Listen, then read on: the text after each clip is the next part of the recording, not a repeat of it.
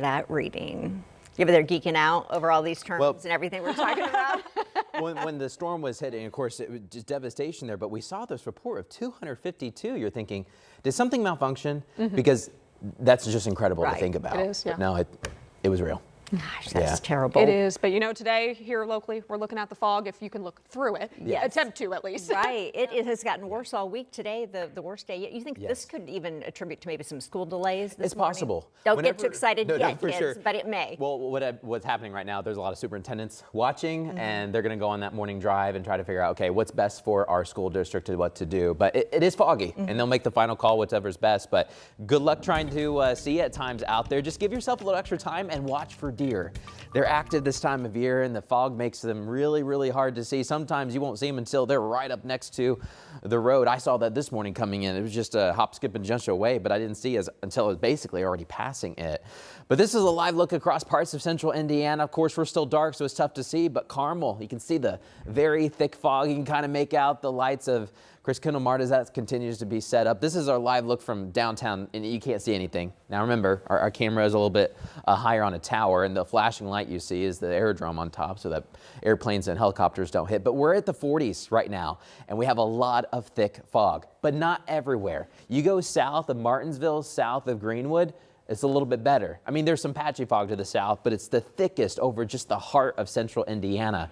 Where you see a 0, that means you have less than a quarter-mile visibility at the airport. What you have across the rest of the county kind of will differ and change, but we're down to less than a quarter there in Richmond, Newcastle, right here in Indianapolis, Zionsville, Frankfort, down to just 1 in Muncie and Greenfield and Greencastle and Lafayette. It's a cool start this morning. We have stayed in the 40s for the past 3 days and 3 nights straight. Our temperatures have not moved.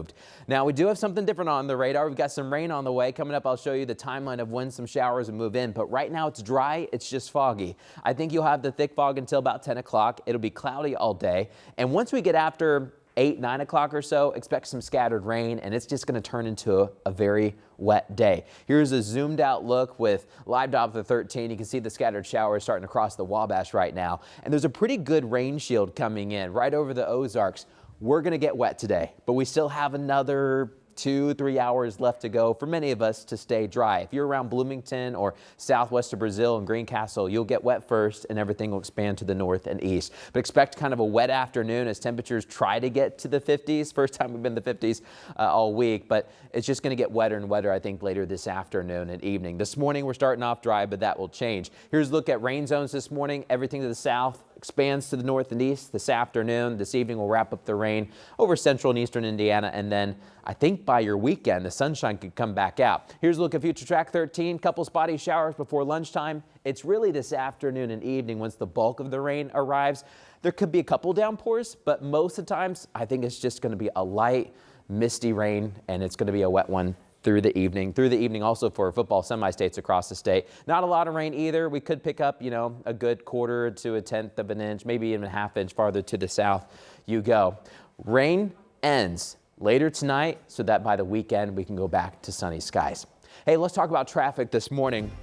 What we're going to do is I'm going to show you some cameras, and when there's a crash, I'm trying to get the camera as close as possible, but if a camera's not right next to the crash, you're not going to see it. And that's the case right now on I-70 East. Just before you get to Harding Street, we've got a small crash impacting traffic briefly, but then it's able to move on through. But I don't have a camera for you. But a little bit slow on I-70 East. You can still get around it.